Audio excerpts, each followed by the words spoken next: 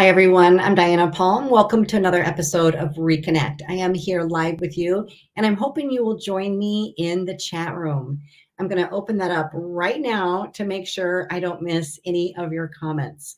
So, today we're going to be talking about the fact that your loved ones that have passed are still with you. And I want to know if you have seen them with your eyes. So let me know that. Come on into the chat room and let me know if you have had one of these experiences, because they are more common than you know. We're going to talk about that a little bit today. And it's a really interesting topic because it happens universally all over the world. It's always happened. Traditional psychology says that it's a bereavement hallucination and that it's not real. But as a medium, I can tell you that it is real. The experiences you have when you see your loved ones in a crowd of faces or at the foot of your bed or anywhere else for that matter, they are real. And this is one of the ways that your loved one in the afterlife can let you know that they're around. Oftentimes, seeing is believing, and that's why they do this. They do this so that you know a couple things. Number one, that they're still with you. Number two, that they know what's going on in your life, that you're still bonded, that they're around. And they also want to ensure that you're doing your healing work. They want to make sure that you're not getting stuck in grief and staying in a space of missing them and longing for them and living in the past. By seeing them in your present moment, a very magical thing happens. You suddenly recalibrate to the present moment with the awareness that your loved one is still with you. And suddenly you are restored, which means you get your energy and vitality back. This is really, really important for the bereaved to know, because so many times when we lose a loved one, a lot of our spiritual energy, our essence, gets stuck in the past. This is where we shared our life experiences with our loved one who died. This is the things we remember. And these are the events we did, the holidays we shared, the special things that added to the sacredness of that connection. And we tend to think back upon that so often that our essence is no longer living in the present moment. We think in our head in loops. We think how our life was better when our loved one was in our life. And we reflect upon all the happy memories and how we will no longer have them. And this creates such a gap and such a void and such an opening in our life. It keeps us stuck in the past energy, preventing us from being in the present moment, which is truly the only place that we have power to move forward, to feel loved, to feel whole, to feel healed, and to have afterlife connection. So being able to have the intentional focus to want to connect with your loved one in the afterlife pulls all your energy and resources back to the present moment.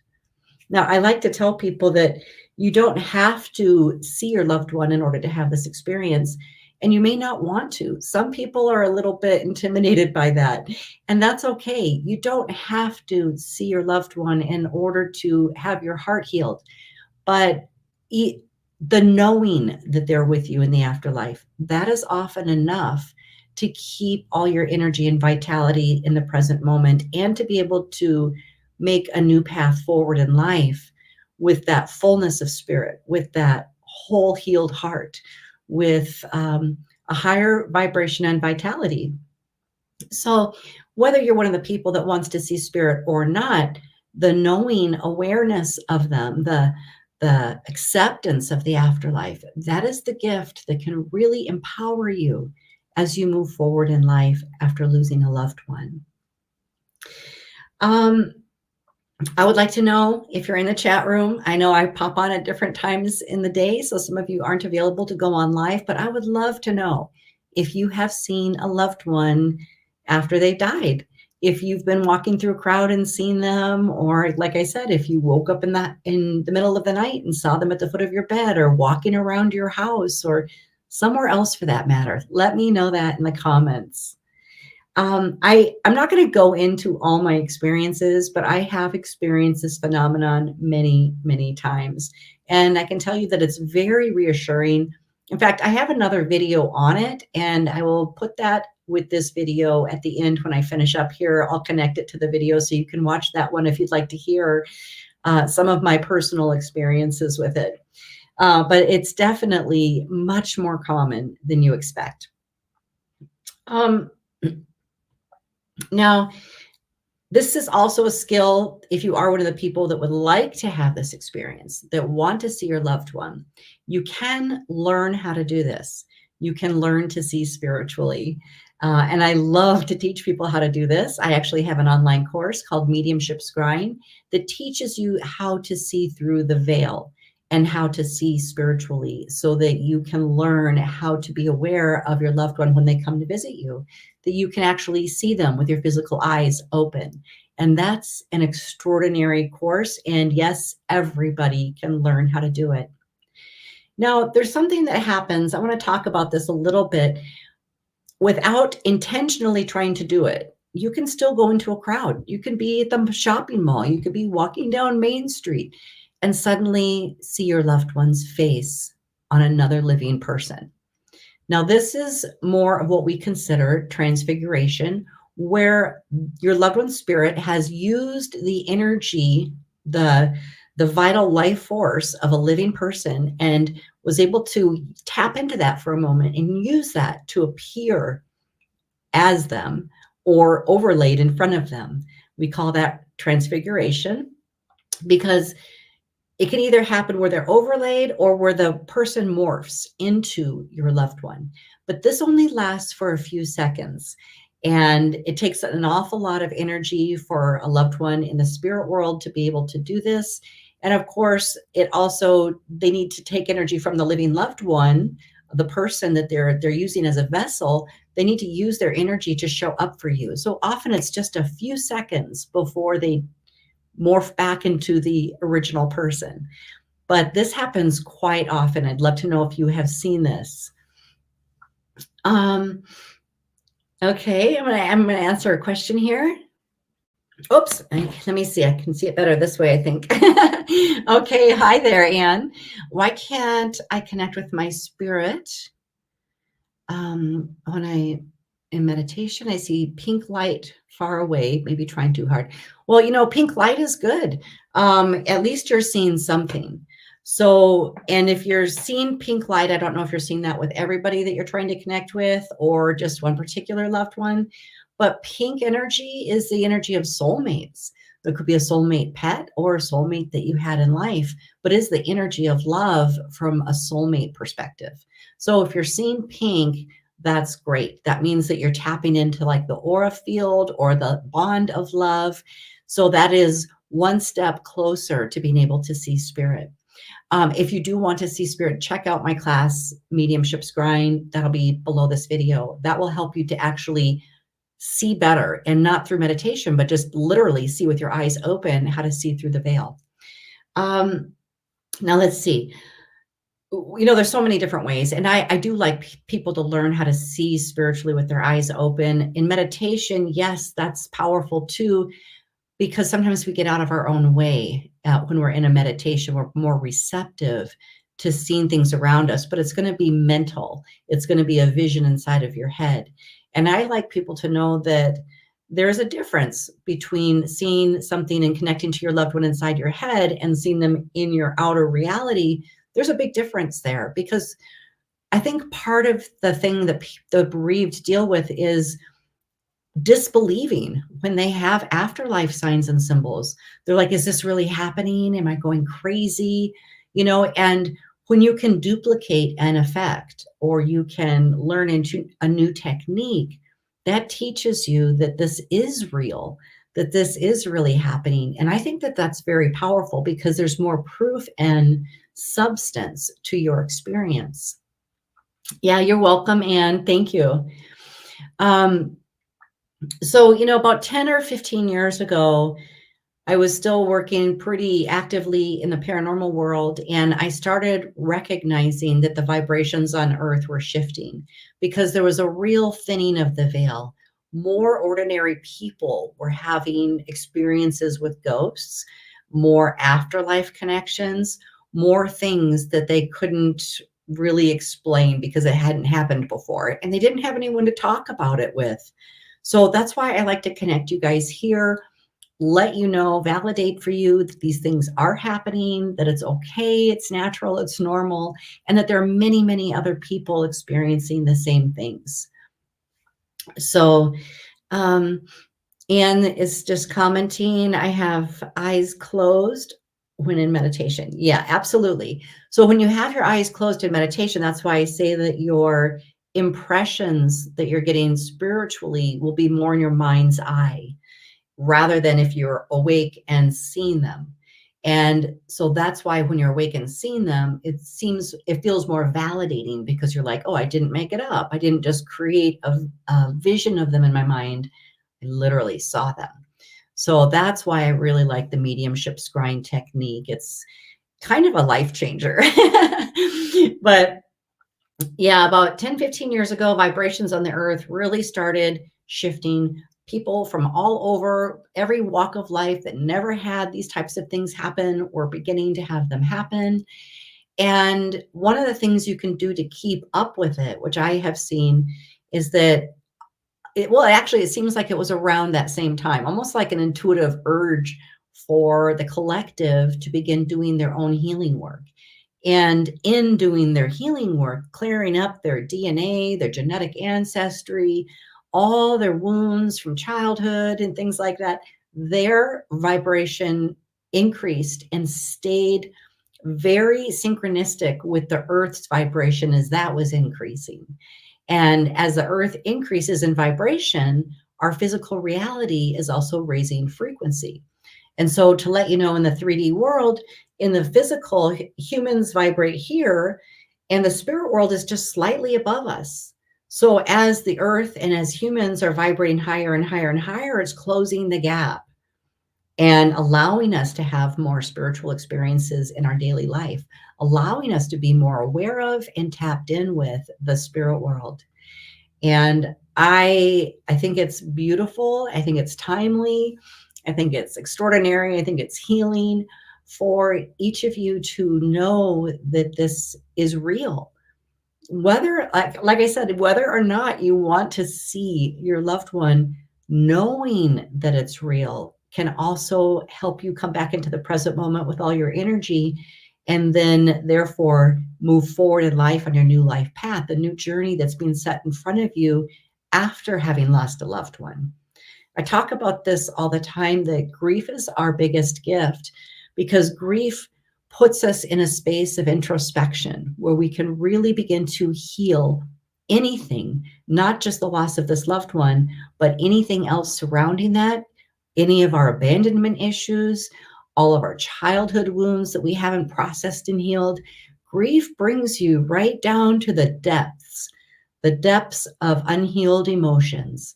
And this is a beautiful place to have miraculous change.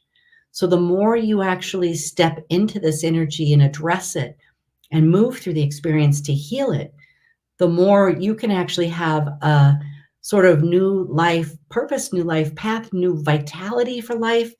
It's almost like you're being reborn when you heal your grief after losing losing a loved one. So I think it's quite extraordinary. And that's why I love to provide tools for you guys to let you know on your journey that, yes, I am having this experience. Yes, this is validated. Yes, my loved one is still with me. And also that means I'm elevating, I'm improving, I'm doing my healing work. I'm staying in par with the vibrations on earth. I'm, moving forward. I'm evolving. And that's what we're supposed to do as a soul. So you have to remember we're spiritual beings having a physical human experience. So the more we can actually implement and tap in with our spiritual essence, the more we are empowered and the more it improves our physical life. So remembering that and utilizing our spiritual gifts, no matter if you could have a normal job, you could be a lawyer, you could be a cashier, it doesn't matter what you do. Every human is spiritual first before physical. So each and every one of you can learn these skills and learn these abilities and have these really, really amazing, miraculous experiences with the afterlife. And I like to encourage that. Um, okay, and thank you again for your question. Here's another one.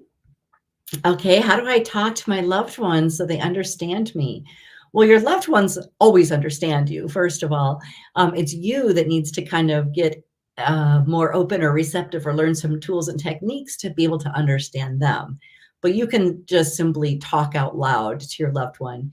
They can also hear your thoughts. So if you're thinking things about them, you want to send them love, they already know. They feel that. They're telepathically connected to you. Anyone that you've been bonded with through the energy of love and relationship, there's a reason they came into your life. And when you die or when they die, that bond is still there. That connection exists anyways, always does. So when you think about them, they're telepathically connecting with you. They feel it. They hear you. They know what you're expressing to them.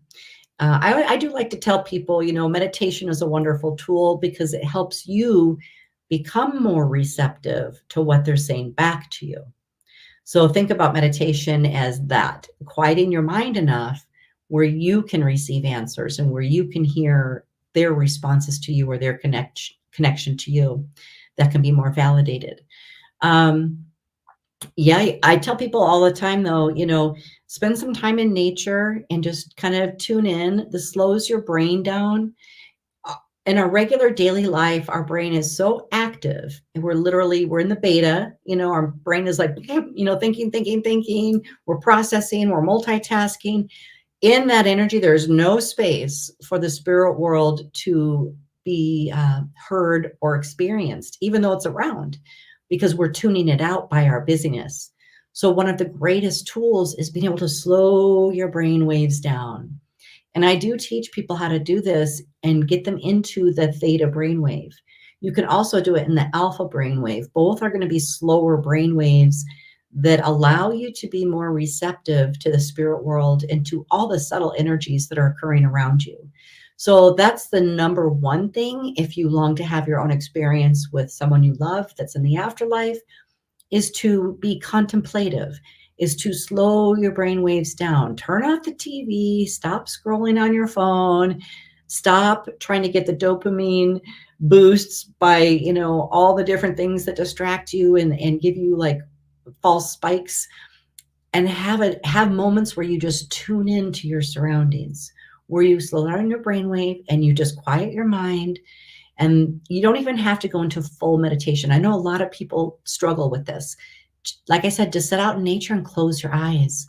If you start to just listen to one bird or listen to the water, listen to the waves, crashing on the rocks, anything subtle like that that you start to tune into in the spirit world will slow your brain down and start to bring you into a space of peacefulness inside, a place of calm. And this is where you're the most receptive. Sometimes in this space, you'll actually hear your loved ones talking to you. Sometimes you'll hear an audible voice. Sometimes it will be a thought that your loved one put into your head, and it will feel like, was that my thought? That's a new thought for me. Did I just have that? Sometimes they're impressing their thought into you because that's the easiest way for you to receive it. So don't doubt that either if you have those types of experiences. And just know that I just like to say this at all times, your loved ones will never tell you anything that's harmful, not to you or anyone else. So if you experience something like that, that's coming from something else entirely, not your loved one. Your loved one's message will always be uplifting. It will always be full of love because that is the bond that they share with you. Let's see. Okay. So I like to say that, if you want to see your loved ones, the best times for this will be right when you're falling asleep, because your brain is naturally going into the theta brainwave as you sleep and as you dream. So when you're falling asleep, that's a really common time for you to experience the afterlife. And when you're first waking up, which is why most people, they say they wake up and they see somebody standing at the foot of their bed and it only lasts for a few seconds and then dissipates. That's because the brainwave has quickened and now you can no longer see them. So it's not that the spirit is there momentarily, it's your ability to see them has dissipated. So when you're experiencing that, I tell the bereaved all the time, take extra naps. This is one of the best things you can do for yourself, especially if you're one of those people that are longing to reconnect with a loved one. Take extra naps, take them in the day, sleep more at night. And not because you're depressed, but because sleeping is when you're moving in and out of the theta brainwave. So this gives you more opportunities to actually have an experience where you wake up and see them, or where you fall asleep and see them. So I love that. It's something easy that everybody can do and implement right away. But if you do want to learn how to do this so that you can develop your spiritual sight, look into my course, sign up for my course. It's very short. You can learn it in a day. You can even do this alone, although I do recommend when you're developing your spiritual sight that you do this with another person. That's going to be more powerful, because you'll have two energy forces that really lift the veil, and it's phenomenal. It's just an incredible experience. I actually used to use this even in paranormal experiences when we were doing hauntings. I would sit with another healer and we would do this, and it would just drop the veil so that we could see everything around us. So it's quite extraordinary, and I think you're going to love it. Okay. Okay. Thank you, Anne. When I sleep, I still feel tired. Yeah. So, you're probably having a lot of activity occur in your sleep cycle. That's a normal part of healing as well. And that's why we need extra rest. You're healing on many different levels, but you will get your energy and vitality back. The more you heal, the more that you actively dive into the things you need to process and heal with grief. And also check out my program Griefies. Of course, I have my program Reconnect, which is my full service program where I work with you one-on-one for 9 weeks. We do spiritual healing that will really help you to lift your grief and really help you get to a higher frequency where you're having more experiences. But I've also now put out and launched Grief Ease. The link will be below this video. It's a different price point. It's much more affordable, but it's a self-guided program where we have the same 9 lessons, but they will be on video, and they will have also 9 assignments that you do during the week. These are the things that I see the bereaved, they get stuck on. They don't move through these particular lessons, and that's why their grief stays with them for so long, and they stay at a low vibration, and they stay feeling disconnected from their loved one that died. So moving through these spiritual lessons and healings really helps to raise your frequency and vibration so that you can have more afterlife connection, so that you can get your vitality back, so that you can feel more healed and whole, so that your loved one is around, and so that you can continue to move forward. So that's what those programs are all about, and I will have the links below this video. So please check those out. Here we go. Okay, so thank you. So what if I don't have someone to do this with? I totally get it. If you're doing the Mediumship Scrying course, you can do this alone. I have instructions for how to do this alone. I just love to do it with another person. But you can learn the technique completely on your own. And like I said, I think I've got like PDFs in there displaying exactly how to do it. It's the same exact technique. You would just do it by yourself. But I would encourage you, after you've learned it, to practice it with another person, because the types of things that you will see will just like really multiply. And then I've even had experiences where I've done it with people that are like operating at a higher vibrational frequency, like working with another healer and who's done a lot of healing work, and their vibration is like, through the roof. When you get the opportunity to work with people at different frequencies, you'll notice the results change. So in working with another healer, I was like, it was mind blowing. And you can even photograph these experiences and get results. So that's also what I love, because I'm very results oriented. I think it's very important, not just for our own validation, but to know that it's not make believe. The spirit world is science. It's not wishful thinking. So whenever you can get a photograph or get a recording or see a loved one and have a new experience, the more you really understand, like, this is real. This is happening. And your loved ones still exist and they're still around you. And again, it taps you back in with the fact that you're more spiritual than you are physical, and that we can all learn how to do these things. So I hope that that answered your question. You could definitely do this alone. Okay. I think that's everything that I wanted to talk to you guys about. Let me know again if you have had any kind of encounters, if you have been able to see spiritually, if you've seen your loved one's face in the crowd. And I will attach my video on this topic so that you can hear some of my experiences, how it might happen for you, what to look for, how to recognize it. I will connect that with this video so you can watch that too. You're welcome. Okay, you guys, thank you so much. Thank you for joining me for Reconnect, and I look forward to reconnecting with you next week. Bye-bye.